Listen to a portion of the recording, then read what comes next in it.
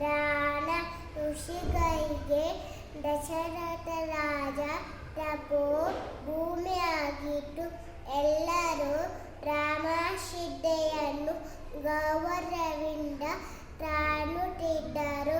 ಏಕಾಏಕಿ ಇವನ ಬದುಕಿನಲ್ಲಿ ಹಿರುಕಾರೆ ಏಸಿತು. ಐಕ್ಯ ಬದೆಯಿತು. ಒಂದೇ ಮಾತಿನಿಂದ ರಾಮನನ್ನು ಕಾರಿಗೆ ಹತ್ತಿ ದರದರಿಗೆ ಕಟ್ಟಾಕತ್ತಿ ಎಂದು ಕೈಕೆ ಹಠ ಹಿಡಿದರು. ಓ ರಾಮ ಎಂದೂಟ ದಶರಥ ಕೈಕೆ ಮಾತು ಕೇಳಿ ಪ್ರಾಣವಿಟ್ಟ.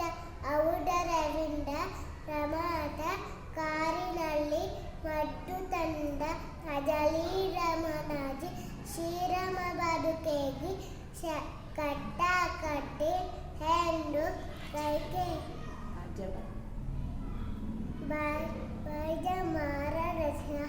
ಆಹಾ, ಅದೆಂತಹ ಶೋಧನ ಪ್ರೇಮ ದರದರದು.